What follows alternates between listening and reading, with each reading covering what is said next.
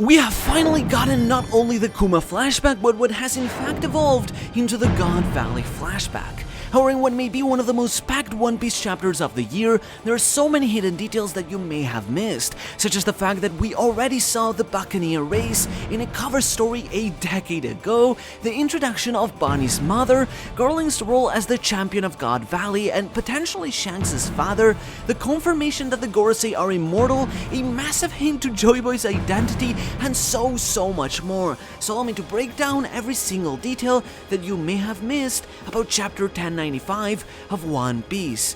And just to let you know, the first episode of my mega theory about the One Piece will release this next Sunday during the break week, so subscribe to not miss it. Our story begins 47 years ago in a kingdom in the South Blue known as the Sorbet Kingdom. Sorbet is the same kingdom that Kuma would eventually become king of, and the one that the Dowager Queen Connie, who Bonnie imitated during the reverie, is supposedly part of as well. You can tell this is the Sorbet Kingdom by the fact that the buildings are built like ice creams in typical Oda fashion. A young Kuma is born as the child of a human woman and a man who is part of the so-called Buccaneer race. His father's name in Japanese is Kurappu, which would translate to something like clap or clap. Though Kuma was born as a half Buccaneer due to his human mother, it seems his genes were strong enough to still be considered part of the race. Unfortunately though, at a very young age, Kuma's blood tests from the hospital were found by the government, despite his father's request to keep them hidden, and so his entire family was enslaved, even Clap's human wife and Huma himself, sold to the Celestial Dragons as slaves and forced to toil at Marijois, just as we had glimpsed in the memories Bonnie saw. According to Eva, by the end of the chapter, he heard that the Buccaneer share blood with the Giants, meaning that they could be an offshoot of the Giant race or share a common ancestor with them. They possess strength and bulkiness like that of a giant, making them large and strong, as we see a child Kuma lifting a large crate on his back, but appear to be more condensed than a giant in size. This race is allegedly almost extinct, with Saturn calling Kuma a survivor of an otherwise extinct race, meaning this is likely the final third race Big Mom mentioned missing from Toddland, which includes the Giants, the Lunaria, and the Buccaneer. The name of this race in Japanese is Buccaneer. This name in its own doesn't hold much meaning, but it is the katakana spelling of the English word buccaneer, which refers to a type of privateers or pirates that operated in the Caribbean during the golden age of piracy. The name bears an obvious association with pirates, which likely were deeply tied with the people of the ancient kingdom and the D clan, if not the clan being composed of pirates entirely. But it's hard to extract much more meaning beyond that, as unlike their peers, the Lunaria, the connection behind their name seems less evident. It could really just boil down to the fact that buccaneers were privateers working for governments, much like how Kuma worked as a Shichibukai for the world government, so perhaps that's all that it is referencing. A potential connection though is that the word Buccaneer features the katakana for ka and ni, which when read backwards spell Nika, but this feels like quite a big stretch in general, so it's hard to say. What is interesting about this race though is precisely that, their connection to the sun god Nika, and by extension the ancient kingdom. This comes as no surprise, as the Buccaneer race being a minority makes it evidently connected to the ancient kingdom, who assisted many of the oppressed races in achieving equality in a truly unified world under the same sun. In fact, Clap specifically mentions how Nika will guide someone like Kuma to a free sea and the path towards the sun. This is a very important terminology. The first term, a free sea or a sea of freedom, leads to the idea that Joyboy will one day help bring the dawn of the world, where he will assist the ancient weapons in destroying the barriers of this world, which many of us assume to be the Red Line and the Grand Line, to bring a sea of freedom, which would be the All Blue. On the other hand, the term the path towards the sun is word by word in Japanese what Otohime always said about unifying humans and fishmen to live together under the same sun, with the sun being a symbol of union and equality for all races, one that is thus symbolized by the sun god himself. we might actually have direct evidence of the historical existence of the Bacania race. During Jimmy's cover story, he came across a set of sunken ruins that pertained to an abandoned, forgotten civilization. Within those ruins was a poneglyph, one that Jimmy took to Big Mom and was later robbed by Brooke for the Straw Hats, which would imply that this civilization possessing a poneglyph was part of the ancient kingdom. However, interestingly, on the buildings of this civilization was a mark of a big circle with 3 smaller circles, the same exact pattern that we see on Kuma's outfit. Many assume this to be just a cute depiction of a paw, but that wouldn't fully add up, as Kuma's paws have 5 circles, 1 for each finger, while this one has 3, which would make much more sense as the mark of Kuma's people. Rather, this symbol looks a lot like the mark of the ancient kingdom, which is a sun with 8 circles surrounding it that many allies of the kingdom have in their flags, only that in this case, 5 of the circles are removed, but the pattern still remains the same, meaning that these could have been the ruins of the Bacania tribe, housing a poneglyph that now Joyboy has attained after their civilization fell to ruin. It is evident that the Bacania were allies of Joyboy, with Clap mentioning that his legend has been passed down across the generations. He mentioned how Joyboy will one day return upon this world and that he will rescue Kuma and all other oppressed slaves. Just as Who's Who told us, slaves and prisoners across the world prayed to Nika and believed in the deity that is Joyboy, hoping that he could somehow be real to liberate them from their suffering. Kuma even retells the story later to Bunny, saying that he wanted to become a superhero who could bring freedom to those who were suffering, just like the superhero he always idolized, Nika. This actually strongly confirms a big aspect of my upcoming mega theory, one that those who have seen my preview of that theory will be able to assess. But for those who have not yet seen the preview of the video on Patreon, please subscribe, as I promise to you this will be very important very soon. However, Bunny asks if Joyboy could bring liberation to her as well, and Kuma replies by saying, of course, suggesting the idea that Luffy might end up rescuing her in this occasion, though it's also possible that Kuma may land on Egghead and be the one who rescues Bunny instead, with Luffy assisting them both. This could even tie into the theory some had that Vegapunk swapped Kuma's consciousness into the Iron Giant for some reason, as perhaps it was the one who recognized the drums of liberation as Kuma, but even if that's not the case, there is an evident parallel between the two, as it all seems to be coming together, with the way both Kuma and the Iron Giant are tied with the Joyboy. The Bacania's connection to Joyboy is something for which the government evidently resented them. However, Saturn particularly mentioned how the Bacania committed a cardinal sin against the world. Obviously, this is from the perspective of the government, so while it could be possible that Saturn is somehow being unbiased and referring to some historical incident, it is also quite likely that the Bacania assisted Joyboy and the Ancient Kingdom in some way, hindering the allied powers in the process, which is this cardinal sin, this grave crime that Saturn mentions. However, beyond all this, beyond Kuma's suffering and the legends of the Bacania, our scene shifts to 38 years ago, where the Celestial Dragons gather for a special event, the Senjumin Isso Taikai, or the Indigenous Cleansing Tournament.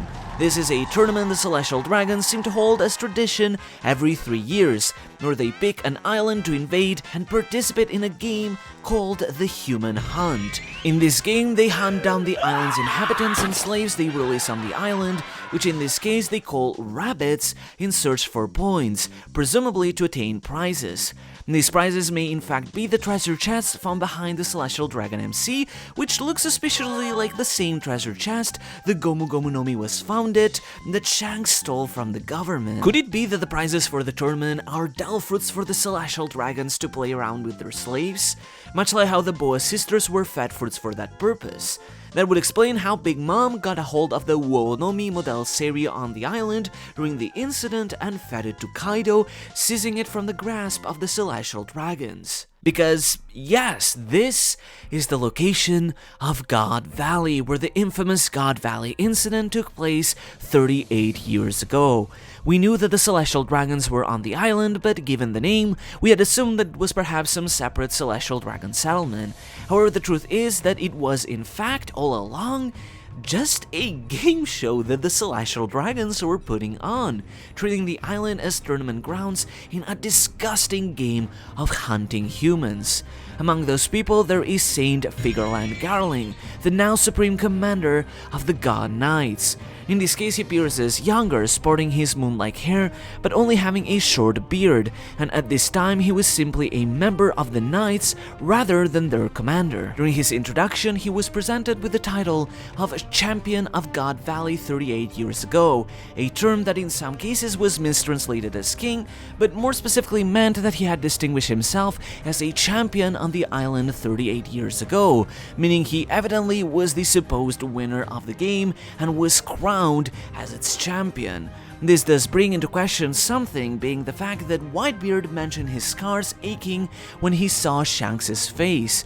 Presumably, and what may even have been the original intention, is that this was regarding Shanks being the adoptive child of Roger, and thus Whitebeard being reminded of the scars Roger left upon him. But what if now, even if it's through a retcon, this actually meant that Whitebeard was scarred by Garling in God Valley? After all, it was confirmed through Film Red and confirmed as canon by Oda that Shanks was actually born as a celestial dragon, being part of the Figurland family, meaning that he and Garling are at the very least related by blood.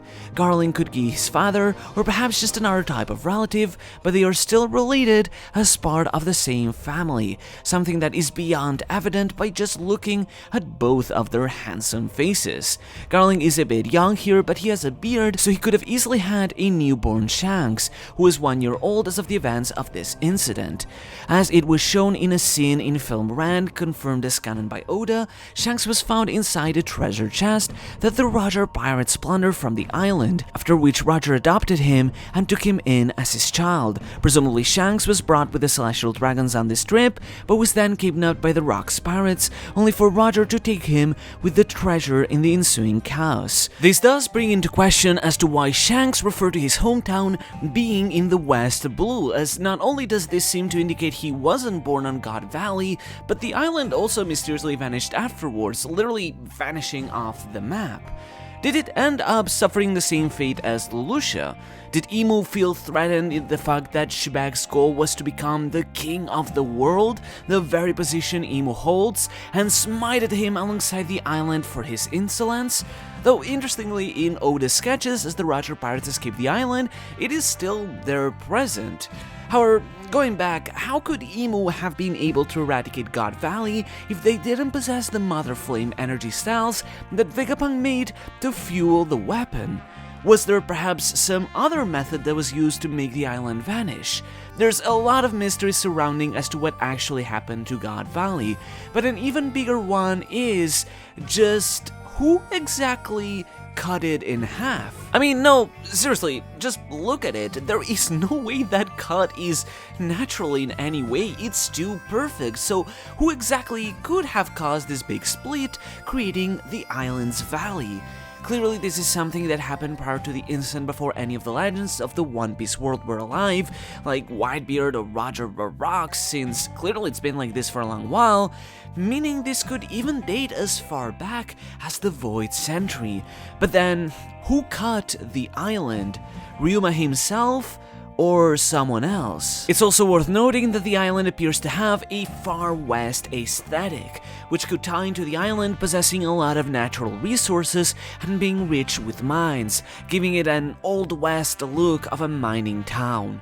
Regardless, it's becoming pretty evident now how the God Valley incident took place.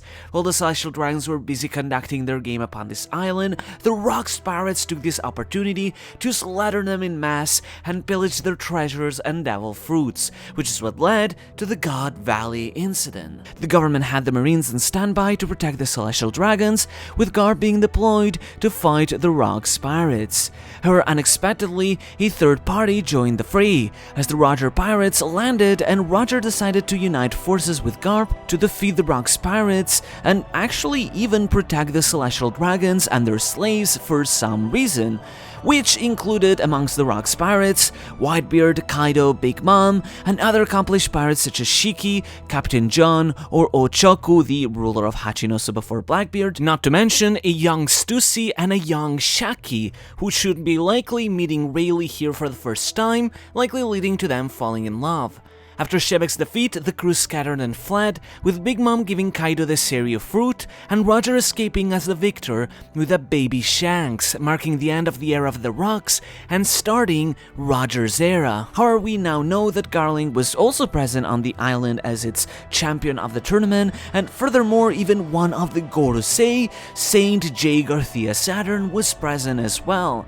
And it may be easy to miss, but Saturn's appearance pretty much confirms one of the longest standing theories in One Piece, as he looks exactly identical as he does right now. 22 years ago, during the Ohara incident, he looked the same. Around 30 years ago, when he met Vegapunk, he also looked the same. But while both cases were shadowed on purpose, so maybe you might excuse them, here, 38 years ago, he looks not 1 year younger, essentially confirming that yes, undoubtedly the Gorosei must certainly be perennially youthful, having been alive for potentially as long as the Void Century. Just as Imu used the powers of the Ope Ope no Mi to attain perennial youth, it seems these other 5 founders who once fought against the Joyboy of the Void Century attained perennial youth too, to rule the world alongside Imu as their agents. This would also explain Nasuzuro's seeming ties to the Wano country, as he could have come from a time where the Kosuke's rule over the country was still not solidified, and may have even been the country's previous ruler before the Kosuke shogunate. That said, it's shocking to think that we are seeing these events at God Valley from the perspective of Kuma, because we cut to the part that we glimpsed in Bonnie's flashback where he escaped from the Celestial Dragons, but was caught by some other slaves forced to capture him, with Kuma wishing that he was rather dead, as he recalls the painful memories of Marie-Joie. However, he is suddenly saved by a shocking duo appearing, being a pair of siblings, Emporio Ivankov and Jinney. It makes sense that Ivankov is a slave that Kuma met here on this island, as the two of them were very close friends who went back a long time. In fact, this scene suddenly makes the tragic shock of Ivankov at a Marineford when Kuma attacks him all the more painful in retrospect. The presence of the both of them here makes me wonder if somehow a young dragon could end up on the island during this incident too, perhaps tying into some of the theories regarding his connection with Celestial Dragons, making all of them meet together for the first time. On the other hand, there is the new girl, being Jinney, a brand new character. While there isn't much we can tell about her besides calling Ivankov her big bro, though the lack of import in her name makes me wonder if they are actually related, a simple look at her and her name will make her identity very clear, as it's quite obvious that she's most likely Bonnie's mother. Her name, Jinney, is just the same as Bonnie or that of Connie, the identity of the Queen Dowager of Sorbet Kingdom we mentioned. The way that Jinney is munching on a piece of meat and the look on her eyes are just like Bonnie's too. There's something also worth mentioning about how her hair looks a lot like Atlas, which brings into question on if Vegapunk modeled some of his satellites after old friends he knew. But regardless, right here at God Valley, in the middle of this hellscape, Kuma and Ivankov would first meet, just like Luffy and Ivankov also met in the middle of hell that was Impel Down, a parallel that the editor's note at the end of the chapter even also remarks. Evident that the three of them managed to eventually escape God Valley and would spend time together, with Kuma ultimately becoming very good friends with Ivankov and falling in love with Jinney as they grew up together, and eventually ended up having a kid with her, which would become Bonnie, before Jinney would assumedly pass away, since it seemed Kuma had to raise Bonnie as a single father. To chronicle the rest of Kuma's life at this point, we have a drawing of him as a kid that Oda drew in an SBS, where he is seen walking around with a bundle of sticks. This pose is actually based on a famous Japanese figure known as Nino-kin, a poor farmer who educated himself and studied while struggling in his poverty to attain knowledge which eventually allowed him to attain a better job in the future. Nino-kin is a Japanese symbol of perseverance through study, with his statue present among many Japanese schools to encourage children to attain a prosperous future through studying and hard work. This would suggest that Kuma studied hard in order to rise up the ranks, and this would kinda come true, as at some point in the future, for some reason, he would end up as the king of the Sorbet Kingdom, the nation in which he was born in. And yet during his rule, he was considered a tyrant, earning him his nickname, though of course this goes against everything we know about him as a character, making us question if he really was a tyrant for some specific reason, or if the government only framed him as such. However, allegedly his people did drive him out, forcing Kuma to become a pirate and eventually a revolutionary, as he would join forces with Dragon. He would ultimately be captured by the Marines, but Vegapunk was interested in his strength as a buccaneer, wanting to make him the subject of the Pacifista project, for which he was allowed freedom in exchange as a Shichibukai. Still, there are many elements to all of this which simply don't add up. Why did Kuma agree to give his life for the Pacifista project? How exactly was Saturn guilty for taking Kuma's life? How did Kuma become a king and a tyrant? What was the crime that the Buccaneer committed? And what really happened during the God Valley incident? All will become apparent as we finally enter the God Valley flashback. As a final reminder, my mega theory will release over this break week. Subscribe to not miss it. See ya!